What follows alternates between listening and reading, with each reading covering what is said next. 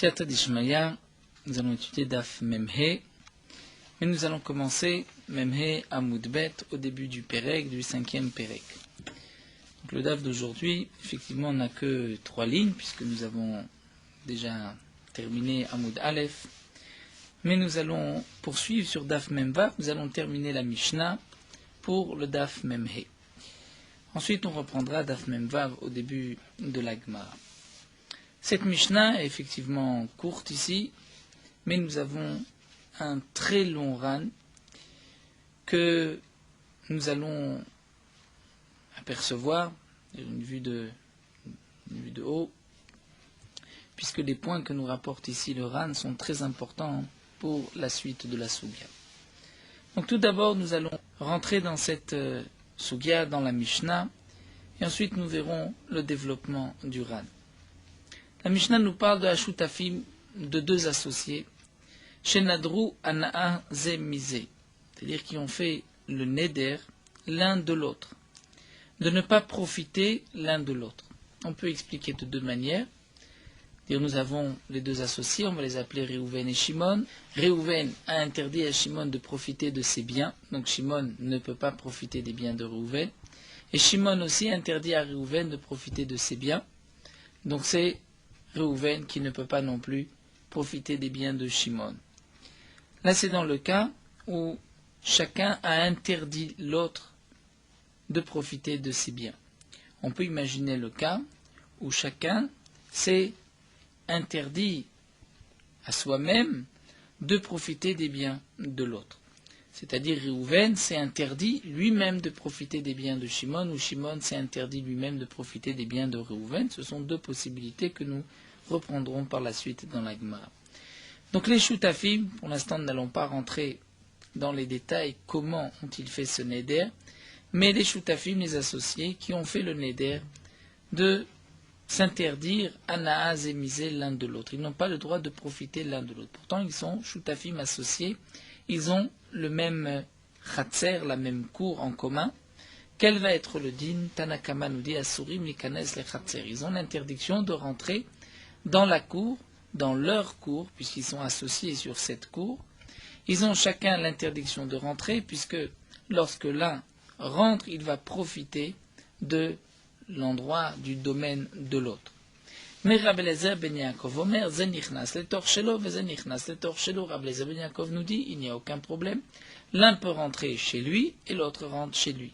C'est-à-dire que c'est vrai que nous avons une cour qui appartient aux 2, mais chacun peut dire « je suis rentré chez moi ». Le Ran nous explique, bien sûr, d'après Tanakama, si on vient interdire de rentrer dans la cour, on pense que le vitour est interdit. Nous avons vu auparavant que signifie vitour. Il y a parfois certaines choses sur lesquelles on n'est pas makpid, on n'est pas méticuleux, on n'empêche pas une personne de passer par sa cour. Pourquoi ici les Shutafim vont avoir l'interdiction l'un de rentrer dans le domaine de l'autre? Après tout, ce sont des choses sur lesquelles on n'est pas makpid, c'est que le Tana pense que Vitour est assourd. Même dans ce cas-là, il y a une interdiction puisqu'ils ont fait le neder l'un de ne pas profiter de l'autre ou de s'interdire à l'autre. En tout cas, nous avons ici une marloquette entre Tanakama et Rabbi Eliezer ben Yaakov. Tanakama, les Chachamim pensent qu'il y a une interdiction pour chacun des 2 de rentrer dans la cour, étant donné que Réhouven profite de la cour de Shimon et Shimon profite de la cour de Réhouven. Mais Rabbi Eliezer ben Yaakov nous dit chacun peut dire je rentre chez moi, comme si on pouvait diviser la cour et dire là où tu as mis les pieds, c'est chez toi. Quelle est l'explication de cette marloquette? Le Ran, déjà le Mefaresh, comme les autres Mefarshim, nous parle d'un principe de brera. Yesh brera o en brera. C'est-à-dire, nous avons le cas de brera dans plusieurs endroits de la Torah. On peut trouver le cas de brera à propos des frères, des héritiers, qui ont partagé le bien de leur père. Ont-ils le statut d'héritier ou ont-ils le statut d'acheteur? C'est-à-dire, lorsque 2 héritiers vont hériter le bien du père, l'un va prendre le champ qui se trouve à l'est, l'autre va prendre le champ qui se trouve à l'ouest. Il y a, dans notre cas, deux champs qui sont de part égale, qui ont la même valeur. L'un prend le champ à l'est, l'autre prend le champ à l'ouest. En vérité, les héritiers sont tous les deux héritiers de tous les biens du père. Seulement, il faut partager. Lorsqu'on partage le champ de l'un, le champ de l'autre, qui est-ce qui dit que ce champ est pour l'un et cet autre champ est pour l'autre? Peut-être qu'en vérité, c'était le contraire, que celui-ci devait recevoir le champ de l'ouest et l'autre le champ de l'est. Nous devons pour cela faire intervenir le principe de Brera, c'est-à-dire rétroactivement, lorsque l'un va prendre ce champ et l'autre va prendre l'autre champ, on va dire Yesh Brera, ouvrar à davar les mafréa, c'est-à-dire il s'avère rétroactivement qu'au moment du décès du père, ce champ-là était destiné pour l'un et l'autre champ était destiné pour l'autre. Ça, c'est ce qu'on retrouve dans la Torah, le principe de Brera. Eh bien, nous avons une marloquette. Est-ce que les frères sont des héritiers? Parce qu'on va dire Brera, Yesh Brera, chacun a pris le terrain qu'il aurait dû recevoir. Ou bien on va dire que non. Ils ne sont pas des héritiers, ils sont des acheteurs. C'est comme si ils se sont entendus tous les deux que l'un va prendre tel terrain, l'autre va prendre l'autre. Mais peut-être qu'ils devaient recevoir, dire celui qui prend le terrain de l'Est devait recevoir le terrain de l'Ouest, et l'autre aussi inversement. Et donc c'est comme s'ils avaient fait un achat. L'un a dit, tu sais quoi, peut-être que mon champ c'est celui qui est à l'Ouest, mais je prends celui qui est à l'Est et je te paye par mon champ qui est à l'Ouest. Et toi tu prendras le champ qui est à l'Ouest. Ça c'est ce qu'on va appeler les frères qui ont partagé sont des acheteurs si on dit qu'il n'y a pas de Brera. Si on dit qu'il y a Brera, donc ce sont des associés. On retrouve un autre cas de Brera. Un homme qui a deux femmes. Et ces deux femmes portent le même nom. Il décide de divorcer. Mais il n'a pas encore décidé quelle femme il va divorcer. Il va chez un sofer et le guet doit être écrit l'ishma pour la femme, pour celle qui veut divorcer. Au moment où le sofer écrit, il lui dit, tu vas marquer Rivka bat Rachel, puisque c'est le nom de sa femme, mais on ne va pas préciser, il ne va pas dire c'est laquelle, telle femme ou telle femme. Il n'a pas encore pensé si c'est la première ou la deuxième. Les deux s'appellent Rivka bat Rachel. Le sofer va écrire, il écrit pour Rivka bat Rachel. Il écrit l'ishma pour cet homme-là, pour qu'il divorce sa femme. Quelle femme? La femme qu'il choisira lorsqu'il voudra donner le guet. On pourrait faire intervenir la notion de Brera et de dire, lorsqu'il décidera de donner le guet à tel Rivka bat Rachel, bien ouvrar à davar les mafréa, il s'avère rétroactivement que le guet avait été écrit pour cette femme. Est-ce que dans ce cas-là, le guet est appelé un guet lishma? Ça fait partie aussi de Brera. Ou encore un autre cas rapporté dans le Ran, lorsqu'un homme veut faire un hérouv troumim. Nous savons que Shabbat, on ne peut pas se déplacer en dehors de la ville au-delà des 2000 amot. Mais on peut mettre un hérouv, placer un hérouv pour pouvoir continuer encore 2000 amot. On ne peut pas mettre un hérouv à l'est et un hérouv à l'ouest. Lorsqu'un homme, avant Shabbat, ne sait pas encore où se trouve le chacham, son rav, est-ce qu'il est dans la ville qui est à l'est ou dans la ville qui est à l'ouest? Donc avant Shabbat, il se dit, je vais mettre un hérouv d'un côté, un hérouv de l'autre, et si j'entends pendant Shabbat où est-ce que le chacham est arrivé, je vais choisir dans quelle direction je considère que je voulais que soit mon hérouv, puisqu'on ne peut pas avoir un hérouv dans les deux directions opposées. Donc que va-t-on faire? On va dire, lorsque demain il va entendre que son maître était à l'est, donc ouvrar à davar les mafré, c'est rétroactivement qu'au moment de Ben Hashmashot, puisque c'est à ce moment-là qu'il faut placer son hérouv, cet homme-là voulait le hérouv à l'est. Ça c'est le principe de Brera. Là, halakha, c'est que en Brera. On est possède qu'il n'y a pas de Brera. Dans notre Mishnah, on pourrait effectivement comparer la marloquette de Rabbanan de Rabbi Eliezer ben Yaakov au din de Brera. Yesh Brera ou en Brera. Rabbi Eliezer ben Yaakov nous dit Yesh Brera. C'est-à-dire, nous avons ici deux associés. L'un peut dire je rentre chez moi, l'autre dit je rentre chez moi. C'est-à-dire que là où il va mettre les pieds, ouvrar à davar les mafréa, il s'avère rétroactivement que lorsqu'ils s'étaient associés, l'un avait cette partie et l'autre avait l'autre partie. Et les chachamim vont nous dire que en Brera. C'est-à-dire que tu ne peux pas dire que ce mètre carré t'appartenait, que lorsque vous êtes associés, c'était pour avoir tel ou tel endroit. Donc tu rentres dans le domaine de ton prochain, et donc tu n'as pas le droit. C'est pour cela que les Chachamim vont interdire. C'est effectivement ce qu'on pourrait expliquer d'un premier abord, la marloquette entre Rabbi Eliezer ben Yaakov et les Chachamim dans notre Mishnah. Ça nous fait appel au din de Brera que nous connaissons dans le reste du Talmud. Seulement, nous avons une forte question. Une question qui est posée par le Ran ici, par tous les Rishonim, c'est que la Gemara va conclure par la suite que la halacha est comme Rabbi Eliezer ben Yaakov.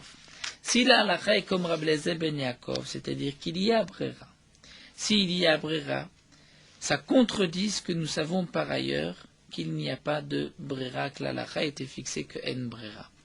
Et donc, nous avons une contradiction, Hilcheta ha-Hilcheta, la halacha contre la halacha.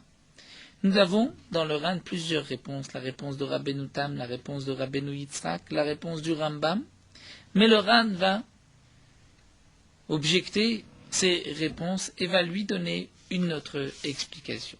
Nous n'allons pas reprendre toutes les explications que le Ran nous enseigne, au nom de Rabbeinu Tam, de Rabbeinu Yitzhak, du Rambam, mais on va directement plonger dans l'explication du Ran, qui va être aussi l'explication que le Ran avait au début utilisée pour expliquer la marloquette de Rabbanan et de Rabbi Eliezer ben Yaakov. Nous restons dans le contexte de Brera. C'est vrai que leur marloquette, c'est est-ce que Yesh Brera ou En Brera. Sur cela, nous ne pouvons pas avoir de discussion puisque c'est une Gemara dans Masechet Baba Kama, où la Gemara nous dit que la marloquette entre les Chachamim et Rabbi Eliezer ben Yaakov ici, c'est est-ce que Yesh Brera ou En Brera. Seulement, nous allons expliquer que le Yesh Brera ou En Brera que nous discutons ici n'est pas exactement le même Yesh Brera ou En Brera que nous connaissons ailleurs dans le chasse. Même si ailleurs on dira que En Brera, peut-être qu'ici on pourrait être possède comme Rabbi Eliezer ben Yaakov et on dira Yesh Brera. Ça c'est le mahalach du Ran. Pour cela, nous devons encore introduire une notion que nous verrons par la suite dans la Gemara.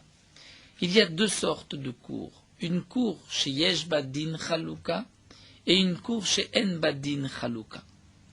C'est vrai que c'est une Gemara dans Masechet Baba Batra, au début de Masechet Baba Batra. Il peut y avoir une cour qui a Din Chaluka, c'est-à-dire on peut diviser cette cour en deux et considérer que chacun a un morceau de la cour digne de ce nom qui peut être appelé une cour. C'est une mesure de Arba Amot. Mais la cour peut ne pas avoir un din chaluka. Elle est tellement petite qu'on ne pourrait pas la diviser en deux. C'est-à-dire la diviser en deux serait, à ce moment-là, divisée en deux demi-cours, mais on ne pourrait pas dire que chacun a reçu une cour. En général, lorsque deux associés ont une cour chez En Badin Chaluka, c'est-à-dire elle n'est pas assez grande, l'un ne peut pas forcer l'autre à se séparer. Lorsque Yesh Badin Chaluka, là on pourrait dire on va se séparer puisque chacun a suffisamment pour lui pour garder une cour digne de ce nom. Donc là le Ran va nous expliquer notre Gemara de cette manière. Nous allons tout d'abord définir le principe de Brera dans notre Sugya tel que l'explique le Ran, et ensuite nous pourrons reprendre l'explication de la Gemara, et ce sera bien plus simple. Le Ran nous dit, et c'est on peut dire le dernier tiers de la page, le Ran commence par Enono Achli, et juste après le Ran va nous donner une explication, Lefichach Nirelim Dvarim Kepshatan. Le Ran va expliquer la Brera de cette manière. Il veut dire que cette Brera ici est plus forte que le principe de Brera que nous voyons ailleurs. Pourquoi? Ici, étant donné que ce sont deux associés, et il n'y a pas de din chaluka, on ne peut pas dire que la cour appartient entièrement à l'un ou appartient entièrement à l'autre. Si elle appartient à un, elle n'appartient pas à l'autre. Mais en vérité, ces associés, lorsqu'ils se sont associés et qu'ils ont acheté cette cour, ils ont acheté la cour avec l'intention qu'au moment où l'un va se servir d'un endroit de cette cour lui appartient à ce moment-là, lui appartiendra entièrement à ce moment-là. C'est ce qu'on va appeler un kinyan agouf. Il peut y avoir dans une cour kinyan agouf, c'est-à-dire la cour m'appartient. Il peut y avoir un kinyan de ishtamshu, d'utilisation, que le Ran va blé par la suite, un kinyan de shiboud. C'est-à-dire qu'il a une possibilité d'utiliser même la part de son prochain, et son prochain ne peut pas lui en empêcher. Là, dans notre cas, c'est là la marloquette entre Rabbi Eliezer ben Yaakov et les Chachamim. Rabbi Eliezer ben Yaakov pense que lorsque ces shutafim se sont associés, ils se sont associés dans cette intention. Nous allons acheter une cour ensemble, et lorsque l'un d'entre nous va utiliser une partie de la cour, à ce moment-là, la cour lui appartient entièrement. C'est vrai que lorsqu'ils se sont associés, on ne sait pas quel va être le moment de l'un et quel va être le moment de l'autre. Pour cela, nous avons besoin de brera. Lorsque l'un va utiliser, on va dire, tiens, c'était donc convenu au départ que chacun d'entre nous, lorsque l'on va utiliser une partie ou toute la cour nous appartenait à ce moment-là un véritable kinyan. De la même manière, nous dit le Ran, qu'un homme peut offrir à son prochain ou lui faire acquérir un kinyan, une acquisition dans un champ pour un mois. Et pour le mois d'après, c'est pour un autre.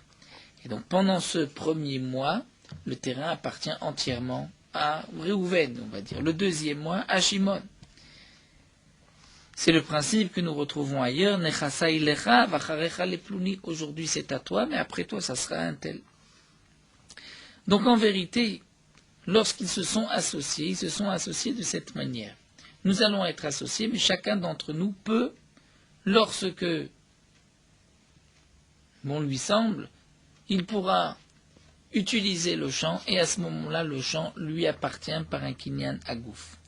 Seulement, comme nous ne savons pas aujourd'hui quel va être le moment que Réhouven va utiliser le chatzer, la cour, ou quel va être le moment que Shimon va utiliser la cour, eh bien, nous avons besoin du principe de Brera qui va nous dire, donc il s'avère rétroactivement que dès le début, lorsque on avait acquis chacun la cour, j'avais acquis pour telle heure la cour entièrement à moi.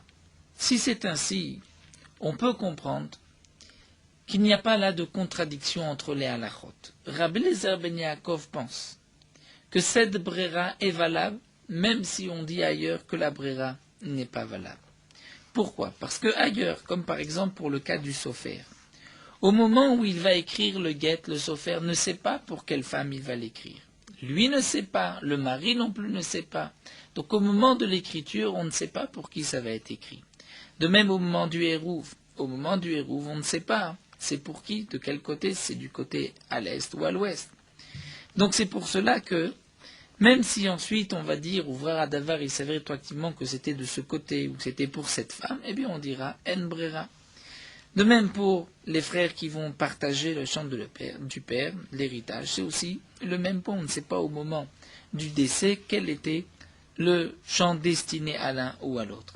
Mais là, dans notre cas, lorsqu'ils vont s'associer, on sait que, comme nous dit le Ran, Ikrosh el Davar, l'essentiel de la chose est déjà Barour. C'est Barour que lorsque l'un va prendre ce champ, c'est à lui. Lorsqu'il va utiliser la cour, c'est à lui. Et c'est à lui un véritable kinyan.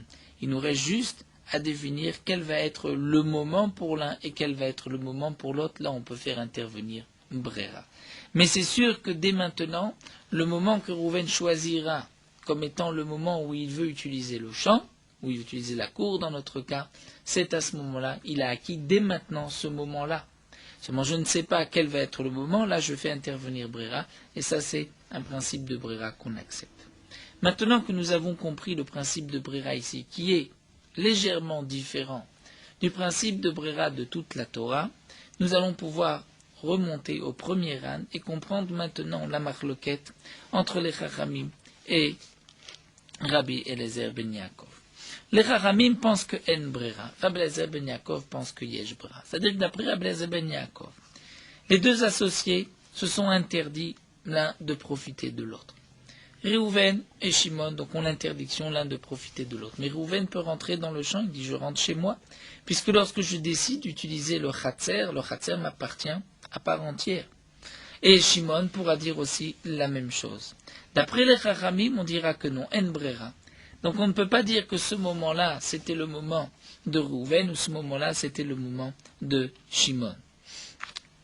Le Ran va soulever une question, et dire, mais c'est vrai que En Brera, d'après les Chachamim, on ne peut pas dire que ce moment-là appartient à Réhouven ou appartient à Shimon. Mais après tout, puisque c'est une cour où il n'y a pas de din chalouka qu'on ne peut pas partager, comme nous verrons par la suite dans la Gemara, et donc un associé ne peut pas obliger l'autre à se séparer, et il ne peut pas non plus l'empêcher de rentrer chez lui, puisqu'ils ont une association ensemble. Donc comment se fait-il que Réhouven puisse interdire à Shimon de rentrer chez lui dans la cour, puisqu'il n'a pas la possibilité de l'obliger à se séparer, il ne peut pas l'empêcher de rentrer, alors comment il peut lui interdire?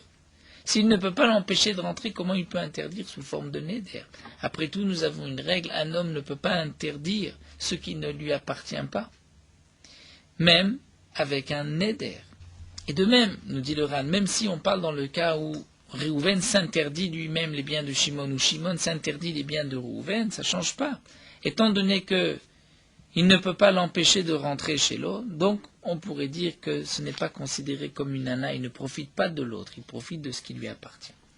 Et là, le Ran va nous expliquer que d'après les Chachamim, étant donné que on ne peut pas dire qu'un a acquis tout le champ, toute la cour, dans notre cas, par un kinyan agouf, c'est-à-dire par une acquisition de la cour elle-même, pour tout le temps. Puisque si c'est pour un, c'est pas pour l'autre. On ne peut pas tous les deux acquérir un kinyan agouf dans toute la cour. Donc on ne peut pas dire, non plus d'après les Chachamim, qu'au moment où il va utiliser la cour, donc il s'avère rétroactivement qu'à ce moment-là, c'était pour lui un kinyan agouf, puisque les Chachamim pensent que En Brera, ça c'est d'après Rabbi Eliezer ben Yaakov.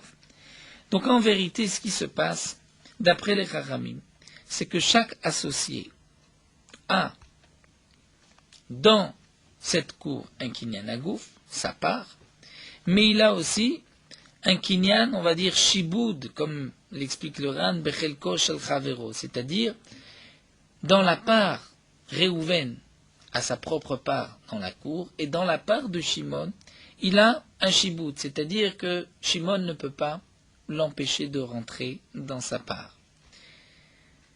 Donc c'est vrai que Réhouven n'a pas acquis, il n'a qu'un shiboud, c'est-à-dire le droit, dire une soumission, dire le droit de rentrer, d'utiliser la part de Shimon.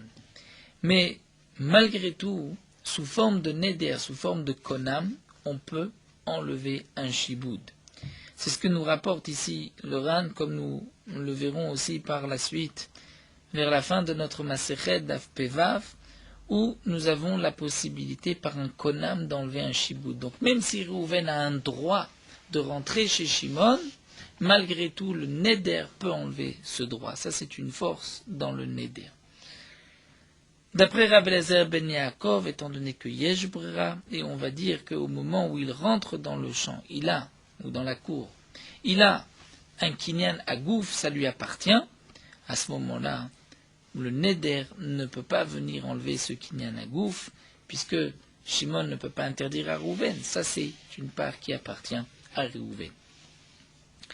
Donc maintenant, on peut dire qu'on a compris la marloquette entre Rabbi Eliezer ben Yaakov et les Chachamim. Il s'agit là d'une marloquette, comme la Gemara nous l'explique dans Baba Kama, est-ce que Yesh Brera ou En Brera? Est-ce qu'on peut dire que chacun va retrouver sa part dans la cour lorsqu'il rentre dans cette cour ou pas? C'est la marloquette Rabbi Eliezer ben Yaakov et les Chachamim. Mais on a rajouté un petit quelque chose en plus, c'est l'explication du Ran, qui nous dit que, en vérité, l'association de ces deux hommes était la suivante. Lorsque ils vont tous les deux rentrer dans la cour, c'est-à-dire lorsque chacun rentre dans la cour, il rentre, il utilise une part qui lui appartient entièrement, par un kinyan agouf. C'est comme si on va dire, 1 heure c'est à toi, kinyan agouf, ensuite 1 heure c'est pour moi. Il ne reste plus qu'à définir quelle est l'heure de Rouven, quelle est l'heure de Shimon, telle heure et tel jour. Ça, on peut faire appel à Brera, d'après Rabbi Eliezer ben Yaakov, et donc il n'y a pas de problème de Neder. Lorsque Rouven rentre, il rentre chez lui, d'après les Chachamim, cette Brera, on ne l'accepte pas non plus, et donc la cour ici appartient aux deux, et ni Rouven ni Shimon peuvent y rentrer. Maintenant, nous allons poursuivre la suite de la Mishnah qui est bien plus facile. Veshneem, et donc tous les deux, Asurim, Lehamid, Rechem, ils ont l'interdiction de mettre une meule, tanour ou un four, Vedegadel, ou d'élever des poules dans la cour, étant donné qu'il y a là un neder. Le Ran nous rapporte une Gemara où on voit que des shutafim à Amada Kdil o Kabde, c'est-à-dire que des associés ne sont pas makpidim que l'un mettre un four dans la cour. Malgré tout, nous dit le Ran, c'est vrai que jusqu'à preuve du contraire, ils ne sont pas makpidim, mais si ils vont s'interdire l'un à l'autre, donc on voit bien qu'ils sont makpidim, et il y a une interdiction de mettre dans cette cour, puisque l'un ne peut pas profiter de l'autre. Ce que nous avons vu jusqu'à présent, c'est lorsqu'ils se sont tous les deux interdits mutuellement. Et nous verrons de quelle manière. Mais ici, nous dit la Mishnah, s'il n'y en a qu'un seul qui a l'interdiction de profiter de son prochain, eh bien, les Chachamim nous disent, lui ne rentrera pas dans la cour. Et Rabbi Eliezer ben Yaakov Omer, il peut dire si, je rentre chez moi. C'est la même marloquette que nous avons vue auparavant. Je rentre chez moi, je ne rentre pas chez toi. Quel est le chidouche? Si déjà nous avons enseigné la marloquette entre les Chachamim et Rabbi Eliezer ben Yaakov, lorsqu'il y a un neder des deux côtés, Réhouven a l'interdiction de profiter de Shimon et Shimon de Réhouven, alors pourquoi nous répéter le cas où c'est seulement un qui a l'interdiction de profiter de l'autre? Le principe est le même. D'après les Chachamim, ne pourra pas rentrer dans la cour. D'après Rabbi Eliezer ben Yaakov, il pourra rentrer dans la cour. Eh bien, le Ran nous explique que le chidouche, c'est pour la suite ce que nous allons voir. Vekofin est un oder, limkor et chelko. Nous allons obliger celui qui a fait le vœu, le neder, de vendre sa part. Pourquoi nous allons l'obliger? Nous explique le Ran. Étant donné que lui n'a pas le droit de rentrer dans la cour, d'utiliser la cour, on craint que puisque son ami, son ex-associé, son associé, lui va utiliser la cour, on craint que lui va se dire, tiens, puisqu'il utilise, moi aussi, je vais l'utiliser, et lui n'a pas le droit de l'utiliser. Donc pour ne pas qu'il puisse transgresser le neder, on va l'obliger de vendre. Bien sûr, nous dit le Ran, lorsqu'ils ont tous les deux, dans le premier cas, ils se sont interdits mutuellement l'un de profiter de l'autre, là on ne va pas les obliger à se séparer. Pourquoi? Moi, renoncer on dira renonce ta part. Pourquoi? Puisque étant donné que les deux ont une interdiction, on ne craint pas, puisque chacun fait attention de ne pas transgresser. Mais là, il y en a un qui utilise le khatser et l'autre qui n'utilise pas le khatser, donc là, on va l'obliger. De même, nous dit le Ran, lorsqu'un homme va s'interdire ses propres biens, on ne va pas l'obliger à vendre ses biens, puisque c'est seulement lorsque nous avons des associés où l'un va voir l'autre. Mais lorsqu'il est tout seul et que lui va s'interdire, on ne lui dira pas, tu dois maintenant renoncer. Le Ran soulève quand même une question. Il nous dit, c'est vrai qu'on va obliger cet homme-là à renoncer à sa part. Mais ça, c'est encore valable d'après les Chachamim, qui ont même interdit de mettre le pied dans le camp de l'autre, dans la cour, même si elle appartient aux deux, puisque peut-être qu'il met le pied dans la propriété de l'autre. Mais d'après Rabbi Eliezer ben Yaakov, puisqu'après tout, il a le droit de mettre son pied, il a le droit de rentrer, puisqu'il va dire « je rentre chez moi ». Donc pourquoi nous allons l'obliger à renoncer à sa part? Alors, nous dit le Ran, peut-être qu'il veut mettre un four dans la cour, et que lui ne peut pas, puisque d'après Rabbi Yaakov, nous avons vu qu'il ne peut pas malgré tout, et on voit que son prochain, son associé, lui va utiliser la cour. Il dit ça, ce n'est pas une ta'ana, puisqu'il pourrait très bien interdire aussi à son associé d'utiliser la cour, puisque ce que nous avons vu plus haut, qu'il n'y a pas d'interdiction de mettre, c'est tant qu'il ne dit rien. Mais s'il lui dit, alors je ne veux pas que toi aussi tu mettes le four, eh bien, il ne pourra pas mettre un four. Donc pourquoi on devrait l'obliger à renoncer à sa part? Eh bien, nous dit le Ran que puisque c'est lui qui s'est interdit de profiter des biens de son ami, il ne va pas oser dire à son prochain, eh bien, dorénavant, tu ne peux pas, toi, mettre un four dans la cour. Puisque, de cette manière, ça montre qu'il ne se conduit pas bien vis-à-vis de son associé, il veut l'empêcher même de mettre ce que les gens ont l'habitude d'accepter. Donc, puisqu'il va avoir honte de le dire, son ami va mettre un four dans la cour, lui ne peut pas, eh bien, il risque de transgresser, c'est pour cela qu'on va l'obliger à vendre sa part. La Mishnah continue, s'il y a une personne de l'extérieur qui a l'interdiction de profiter d'un des deux, c'est-à-dire les deux associés sont Réhouven et Shimon, et nous avons Yehuda, qui n'est pas associé, mais Réhouven ou Shimon, l'un des deux, ont interdit à Yehuda de profiter de leurs biens. Donc là, que va faire Yehuda? Eh bien, nous disent les Khamim, le ikanes le chatser, il ne rentrera pas dans la cour, puisque s'il rentre, peut-être qu'il rentre dans la part de Réhouven, qui lui a interdit de rentrer chez lui. Mais Rabbi Eliezer ben Yaakov nous dira que non, il peut mettre les pieds, il peut dire, je rentre chez Shimon, chez ton prochain, je ne rentre pas chez toi, je rentre chez ton associé. Là aussi, nous dit le Ran, le chidouche n'est pas d'après Tanakama, d'après les Khamim, le chidouche est d'après Rabbi Eliezer ben Yaakov. Que même pour un de l'extérieur, l'associé ne peut pas s'opposer. Il peut lui dire, je rentre chez ton prochain, je ne rentre pas chez toi. Ça, c'est ce que le Ran nous explique. On continue avec un autre cas, Mudarana Mechavero, si un homme et Mudarana, c'est-à-dire l'interdiction de profiter des biens de son prochain. Vieshlo Mechatz ou Betabad, Muskarim Ba'ir.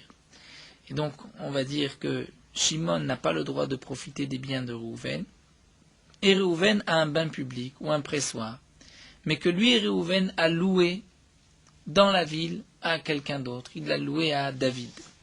Est-ce que Shimon, qui a l'interdiction de profiter des biens de Réhouven, peut utiliser le bain public ou le pressoir qui est maintenant dans les mains de David?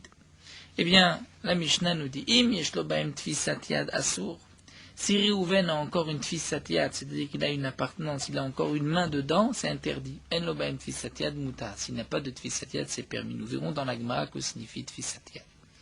Un autre dit, Nomer lechavero konam lebetecha shani nichnas. Le Ran sur ces deux dernières parties ne se trouve pas ici, mais se trouve sur Mechatz ou Betabad dans le Hamoud Bet, et sur l'autre Konam, le Betrash an Nichnas, le Ran se trouve sur Daf Memzain. Le Ran avait divisé cette Mishnah en trois.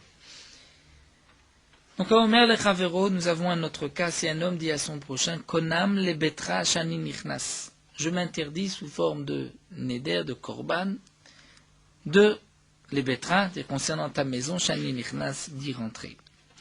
Ou alors il lui dit, Vesadecha Shani Leker, ton champ de l'acheter.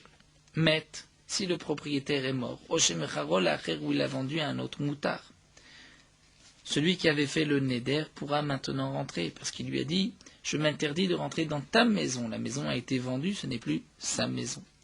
Mais lorsqu'un homme dit Konam Baitze Shani Nichnas, c'est-à-dire je m'interdis cette maison d'y rentrer, ou sa Dezo Shani Leker, ce champ de l'acheter, Met Oshemecharo l'acher assour, s'il lui est mort ou s'il a vendu à un autre, l'interdiction reste, étant donné qu'il s'est interdit la maison elle-même.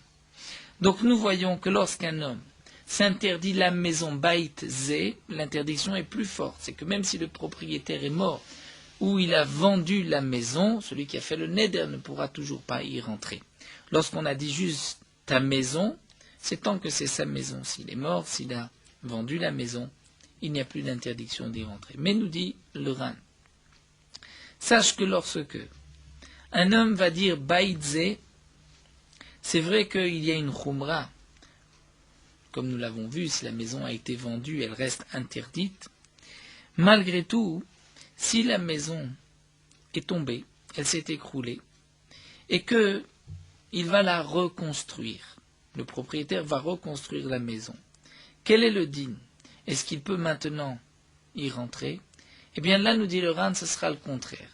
Si il a dit Betra, ta maison, et que cette maison a été détruite et ensuite reconstruite, il ne pourra pas y rentrer parce que ça reste la maison de celui de qui il a voulu s'interdire. Si il a dit cette maison je m'interdis, cette maison s'est écroulée, qu'ensuite on l'a reconstruite, ce n'est plus la même maison, et donc dans ce cas-là c'est permis. Dans le cas où un homme va dire je m'interdis cette maison qui est à toi, Betrazé, cette maison à toi, là on va prendre les deux khumrot.